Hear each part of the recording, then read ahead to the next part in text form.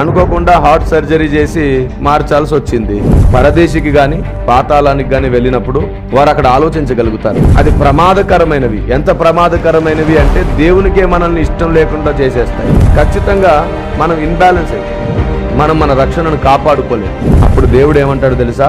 నీ మనసుకు తోచినది చెయ్యుము, నేను నీకు తోడై ఉన్నానంటాడు. చాలా మంది అనుకున్నట్లుగా మనస్సు ఎక్కడ ఉంటుంది అంటే వెంటనే ఏమని అంటారు? ఇక్కడ ఉంటది అని అంటారు. కానీ మనసు ఇక్కడ ఉండదు. మనసు ఇక్కడ ఉంటుంది. మనసు మెదడులో ఉంటుంది. కానీ మనసుకి హృదయానికి అవినాభావ సంబంధం ఉంది, కనెక్షన్ ఉంది. ఎందుకు కనెక్షన్ ఉంది? మీ హృదయములో క్రీస్తును రాజుగా ప్రతిష్ఠించుకొనుడి అని రాయబడింది. హృదయములో అంటే ఈ గుండెలోనా? కాదు. ఈ గుండెలో రాజుగా ప్రతిష్ఠించుకున్నాడు ఒక అతను. అనుకోకుండా హార్ట్ సర్జరీ చేసి మార్చాల్సి వచ్చింది. ప్రతిష్ఠించుకున్న గుండె పోయిద్దిగా. కాబట్టి ఈ గుండె ప్రస్తావన కాదు. ఆత్మకో గుండె ఉంటుంది, ఆత్మకో హృదయం ఉంటుంది. మనస్సు కూడా ఆత్మలోనే ఉంటుంది. మనిషి చనిపోయిన తర్వాత అతని ఆత్మ పరదేశికి గాని పాతాళానికి గాని వెళ్ళినప్పుడు వారు అక్కడ ఆలోచించగలుగుతారు. వారికి మెమరీ ఉంటుంది, జ్ఞాపకం ఉంటుంది. అందుకే ధనవంతుడు ఏమంటాడు? అయ్యా, నా సహోదరులు ఉన్నారు, వారికి నేను సువార్త చెప్తాను, ఇదంతా వారికి తెలియదు, నన్ను పంపండి అంటాడు. కాబట్టి ఆత్మలో జ్ఞాపకాలు ఉంటాయి. ఆత్మ లెక్కప్ప చెప్పుకోవాల్సినటువంటి జ్ఞాపకాలతోనే వెళ్తుంది. అంటే మనసు ఉండదంత ఎక్కడుంటుంది? మనం పుట్టినది మొదలుకొని చనిపోయేంత వరకు మనసులో జ్ఞానం అనేది నింపబడుతుంది. ఎలా నింపబడుతుందో తెలుసా? మనసులో జ్ఞానం నింపబడ్డానికి చెవుల ద్వారాను, కనుల ద్వారాను, ముక్కు ద్వారాను, తర్వాత మన కాళ్ళ చేతుల ద్వారాను జ్ఞానం నింపబడుతుంది. ఏంటి కిరణ్ పాల్ గారు? కళ్ళ ద్వారానా, ముక్కు ద్వారానా, చెవి ద్వారానా? వీటి ద్వారా జ్ఞానం ఎలా నింపబడుతుంది? చాలా సింపుల్. నువ్వేదైనా వింటేనే కదా మనసుకి తెలిసేది. కాబట్టి చెవి ద్వారా నువ్వేదైనా చూస్తేనే కదా అది మనసులో స్టోర్ అయ్యేది. కాబట్టి కన్నుల ద్వారా కూడా విజ్ఞానం నింపబడుతుంది. నువ్వేదైనా స్మెల్ చేస్తేనే కదా దాని రుచి ఏంటో కూడా తెలిసేది. నీ నాలుక కూడా జ్ఞానాన్ని ఇస్తుంది. ఇవన్నీ కూడా మనకు విజ్ఞానాన్ని నేర్పుతాయి. మనకున్నటువంటి జ్ఞానేంద్రియాల వల్ల మన మనసుకి విజ్ఞానం కలుగుతుంది. అలాగే ఆత్మకు జ్ఞానేంద్రియాలు ఉన్నాయి. ఈ మాట హెబ్రీ పత్రికలు చాలా స్పష్టంగా ఇవ్వబడింది కదా. అవి సాధకములుగా ఉన్నాయంట. ఆత్మ జ్ఞానేంద్రియాలు పనిచేసినప్పుడు ఆత్మ దేవుని హృదయంతో, దేవుని మనసుతో నింపబడుతుంది. ఎందుకంటే ఆత్మ యొక్క జ్ఞానేంద్రియాలు దేవునిని మాత్రమే రుచి చూస్తాయి, దేవుని మహిమను రుచి చూస్తాయి, దేవుని ప్రభావాన్ని రుచి చూస్తాయి, దేవుని శక్తిని రుచి చూస్తూ ఉంటాయి. అప్పుడు ఆ వ్యక్తి యొక్క ఆత్మ ఏ స్థాయికి చేరుతుందంటే దైవాత్మతో సమానంగా మిళితం అవుతుంది. పరిశుద్ధాత్ముడు ఆ వ్యక్తిని పూర్తి అధికారంతో ఏలగలుగుతాడు. ఈరోజు నేను మీకు చెప్పాలనుకున్నటువంటి మరొక విషయం ఏమిటంటే, హృదయము మనస్సు వేరువేరుగా ఉన్నప్పటికీ అవి ఒకటిగా మాత్రమే పనిచేయాలి. అవి ఒకటిగా పనిచేయాలంటే వాటిని ఒకటి చేయగలిగిన వాడు మనలో ఉండాలి. ఎందుకంటే కొన్నిసార్లు హృదయము వేరుగాను మనస్సు వేరుగాను పనిచేస్తూ ఉంటుంది. హృదయాన్ని మనస్సును బ్యాలెన్స్ చేయడం చాలా కష్టం, చాలా కష్టం. హృదయాన్ని మనస్సుని చాలా జాగ్రత్తగా బ్యాలెన్స్ చేయగలగాలి. అది ప్రమాదకరమైనవి. ఎంత ప్రమాదకరమైనవి అంటే దేవునికే మనల్ని ఇష్టం లేకుండా చేసేస్తాయి. మనస్సు అనేది ఎంత విచ్చలవిడిగా పనిచేస్తుంది అంటే దానికి గాని మనం కళ్ళ వేయకపోతే, మనస్సు అనేది శరీరంలో పనిచేస్తుంది, ఆత్మలో పనిచేస్తుంది, ప్రాణంలో కూడా పనిచేస్తుంది. మనస్సు శరీరంలో పనిచేసింది అనుకోండి, దీనికి నచ్చినట్లు అది చేసేస్తుంది. శరీరంలో ఉన్నటువంటి సమస్త దుర్మార్గత మనస్సుకి అటాచ్డ్ అయిపోతుంది. ఇక వాడు ఏం ఆలోచించినా శరీర రీతిగానే ఆలోచిస్తాడు. నరుల చెడుతనం భూమి మీద విస్తరించను. వారి హృదయము ఆలోచనలు కేవలం ఎల్లప్పుడూ చెడ్డవి. ఎందుకంటే వారి మనస్సు శరీరంలో మిళితమైపోయింది. శరీరం చెప్పే మాటే మనసు వింటుంది. అలా కాకుండా ఆత్మ చెప్పే మాట మనసు వినగలిగింది అనుకోండి, అప్పుడు దేవుడు మనల్ని ఏలుతాడు. అప్పుడు మన హృదయం బాగానే ఉంటుంది, మన మనస్సు కూడా బాగానే ఉంటుంది. మీకు ఒక అద్భుతమైన విషయం ద్వితీయోపదేశ కాండంలో చూపిస్తాను. 4వ అధ్యాయం 9వ మాట చూడండి.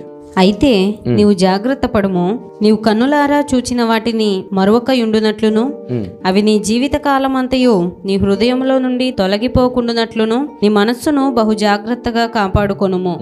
నీ కుమారులకును నీ కుమారుల కుమారులకును వాటిని నేర్పి. ఈ వచనంలో మనకి ఏం కనబడుతుంది? మనసు హృదయము వేరువేరుగా ఈ వచనం చూపిస్తుంది. చూడండి, అక్కడ ఇలా అంటాడు 9వ వచనంలో, మధ్యలోని చదువుకుందాం.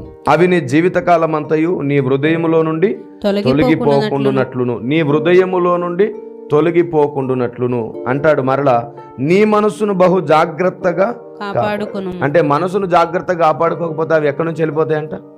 హృదయంలో నుండి వెళ్ళిపోతాయి. మనం ఎన్నో సంగతుల్ని హృదయంలో స్టోర్ చేసుకునే అవకాశం దేవుడు ఇస్తున్నాడు. మనస్సు స్టోర్ చేసుకున్న వాటిని ఏలుతుంది, పరిపాలిస్తుంది. మనసు సరిగా లేదనుకోండి, ఆటోమేటిక్గా ఇవన్నీ అరైజ్ అయిపోతాయి. అందుకే హృదయంలో దేవుడు ఉండాలి. ఏ ఏ విషయాలు మనకు విజ్ఞానంగా నేర్పబడుతున్నాయో మనసుకి, అవన్నీ హృదయంలో పదిలపరచబడాలి. హృదయంలో నుండి అవి తొలగిపోకుండా ఉండాలంటే మనస్సు జాగ్రత్తగా ఉండాలంట. మనసు ఎలా జాగ్రత్తగా ఉంటుంది? అదే చెప్తున్నాను ఈరోజు. మనసు ఎలా జాగ్రత్తగా ఉంటుంది అంటే, మనస్సుని మనకు నచ్చినట్లు కాకుండా దేవునికి మెచ్చినట్లు, దేవుని వాక్యం ఇష్టపడినట్లుగానే దాంతో మనం జతపరిచినప్పుడు, మనకు నచ్చింది మనం చేసామనుకోండి, మనం బలాదూరుగా ఉన్నట్లు. కానీ మనకు నచ్చిన దాన్ని కూడా మనం సమాధి చేసేసి దేవుని చిత్తమే చేస్తున్నామంటే మన శరీరాన్ని మనం నలగొట్టుకుంటున్నట్లు. మనసు నలిగితే శరీరం నలిగిపోతుంది ఆటోమేటిక్గా. ఎందుకంటే మనసు సహకారం లేకుండా శరీరం ఏమీ చేయలేదు. శరీరం ఒకటే తనకు తాను ఆలోచించలేదు, మనసు సహాయం తీసుకొని అది చెడు పని చేస్తుంది. కాబట్టి మనసుకు కళ్ళెం వేయాలంట, మనసుకు చుట్టూ ప్రాకారములు కట్టాలంట. భక్తి సాధన అనేది మనసును హృదయాన్ని బ్యాలెన్స్ చేయడంతోనే ప్రారంభమవుతుంది. దీన్ని బ్యాలెన్స్ ఎలా చేయగలుగుతాం? ఇది బ్యాలెన్స్ చెయ్యాలి అంటే బ్యాలెన్స్ చేసేవాడు మనకు నేర్పాలి, ఎలా బ్యాలెన్స్ చేస్తున్నాము ఏంటనేది. ఇది హృదయానికి సంబంధించింది, మనసుకు సంబంధించింది కనుక ఇది వాక్యంలో ఉన్న ఆత్మ మాత్రమే చేయగలుగుతుంది. బైబిల్ ఇలా సెలవిస్తుంది. వాక్యంలో జీవం ఉంది అని మనకు తెలుసు, కానీ వాక్యంలో దేవుని ఆత్మ కూడా ఉంది. దేవుని ఆత్మ మనల్ని బ్యాలెన్స్ చేసుకునేటట్లు చేస్తుంది. ఎవరి మనస్సు, ఎవరి హృదయం బ్యాలెన్స్ చేసుకోవడం ఎక్కువగా అలవాటు చేసుకుంటారో వారు ఖచ్చితంగా ప్రపంచాన్ని ప్రభావితం చేసే వాళ్ళు అవుతారు. మనసు హృదయం బ్యాలెన్స్ అవ్వలేదనుకోండి, ఖచ్చితంగా మనం ఇన్బ్యాలెన్స్ అయిపోతాం. మనం మన రక్షణను కాపాడుకోలేము. అందుకే ఇక్కడ ఇలా అంటున్నాడు, నీ మనస్సును బహు జాగ్రత్తగా కాపాడుకొనుము, నీ కుమారులకును నీ కుమారుల కుమారులకును వాటిని నేర్పి అంటాడు. ఇప్పుడు చెప్తున్నాను, మనసును బహు జాగ్రత్తగా కాపాడుకోవడం ఎలాగో తెలుసా? నీవు నేర్చుకున్నది ఎప్పుడు ఇంకొకరికి నేర్పిస్తానే ఉండాలి. నీవేం నేర్చుకున్నావో దాన్ని నువ్వు సాధన చేయాలి, ప్రాక్టీస్ చేయాలి, ఎప్పుడు ఇంకొకరికి చెబుతానే ఉండాలి. బైబిల్ ఏం చెప్తుందో తెలుసా? యూదా పత్రిక, సాక్ష్యం ఇచ్చుట ద్వారా తమను తాము రక్షించుకున్న వారు ఉన్నారంట. ఈ నోటితో మనం ఎప్పుడు క్రీస్తును గూర్చి, వాక్యమును గూర్చి, భక్తిని గూర్చి మాట్లాడుతున్నాం అనుకోండి, చెత్త రాదు. సాతాను ఎవరి హృదయాన్ని స్వాధీనపరుచుకుంటాడంటే, దేవునిని, దేవుని వాక్యాన్ని, దేవుని మనసును ప్రకటించకుండా కేవలం మనుషుల ఆలోచనలు మాత్రమే పట్టించుకొని, వారు ఇలాగన్నారు, వీళ్ళు ఇలాగన్నారు, అది పరిస్థితి, ఇది పరిస్థితి, వాళ్ళ కులం ఇది, వాళ్ళ మతం ఇది, వాళ్ళ బ్రతుకులు ఇవి, వాళ్ళ పెళ్ళి ఇది, వీళ్ళ ఫంక్షన్లు ఇవి, ఇవే మాట్లాడుకుంటూ కూర్చుంటారే, అది అపవిత్రమైన ముచ్చట్లు అని అందుకే అన్నాడు. అపవిత్రమైన ముచ్చట ఏం చేస్తుంది? మనసుని పాడు చేస్తుంది. ఈ నాలుకనంట ప్రకృతికి ఏం చేస్తుందంట? ప్రకృతి చక్రమునకు చిచ్చు పెడుతుందని రాయబడింది. ఎప్పుడైతే ఈ నాలుక వ్యర్థమైన దాన్ని పలుకుతుందో ఖచ్చితంగా మనసు పాడైపోతుంది. అప్పుడు నువ్వు నేర్పించేది ఏం నేర్పిస్తావు పిల్లలకి? నువ్వేం పలుకుతుంటావు అదే. హృదయం నిండిన దాన్ని బట్టే నోరు మళ్ళీ ఇక్కడికి వచ్చేస్తుంది పరిస్థితి అంతా.